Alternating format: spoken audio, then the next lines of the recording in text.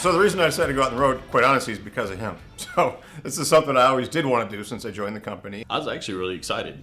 As far as I know, that's an opportunity that no other CRST driver has really had a chance to do, is take the company CEO out on the truck with them, just so that they have a little bit better understanding of what we go through out on the road, what it's like to have to sleep in the truck, and what it's like dealing with the crazy public out on the road.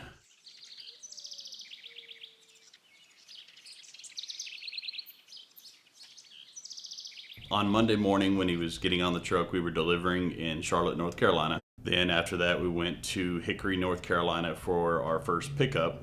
Walked him completely through a pre-trip, literally from tipping the hood forward to even fanning the brakes for your brake check. He was able to find 2 different nails in 2 different tires. Luckily, they weren't piercing the tire, but they were still in the tires, and we got those removed before it became any kind of issue.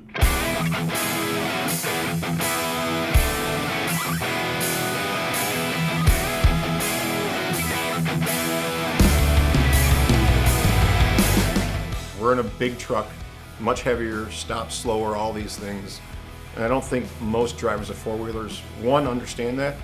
And I think, more importantly, I don't think they respect it. As cars pulled in front of us, he'd just back up. It would obviously slow us down, but that wasn't the point. The point was be safe. It doesn't slow you down that much. There was no rushing at all in the 2 days. No, there's no need for it. I mean, the faster that you try to go in those different maneuvers, the more of a safety hazard you're creating for yourself and anyone or any object around you.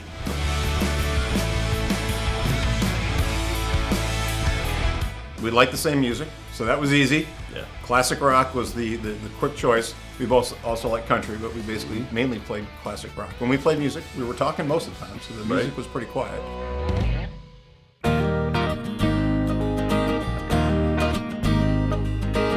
He has lots of questions just about the company and the business, and why we're doing certain things, and where I expect to see the business in 2 or 3 years. And actually, I learned quite a bit about different side of the company that most drivers don't really get a chance to learn about. You don't realize how busy office personnel stay when we're out in a truck.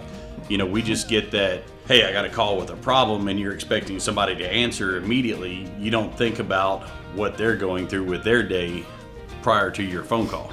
So it kind of opened up a different perspective.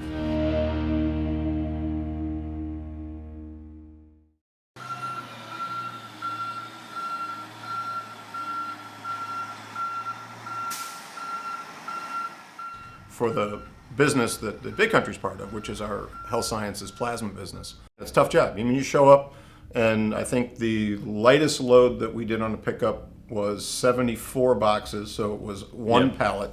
And the biggest was 3 pallets, and it was about 340 boxes.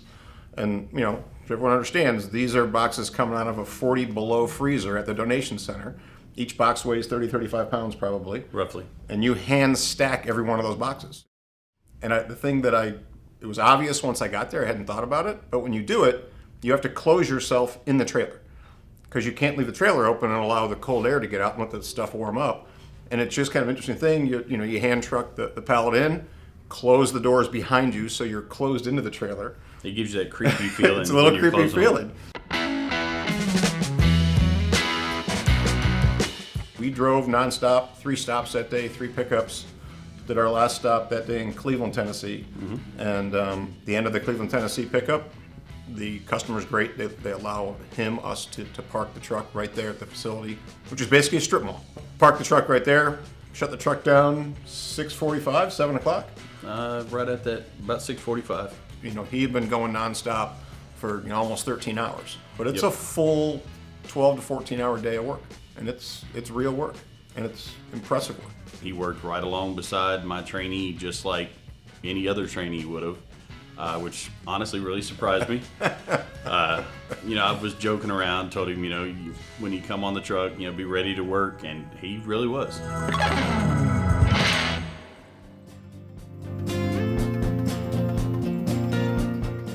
As far as the job itself, he would succeed at it. As far as the driving portion, we'd have to get his CDL and let him retrain with me on that one. I had a great time. going out on the road with Big Country and learning more about what life on the road is really all about and how important, hard, and cool the job really is.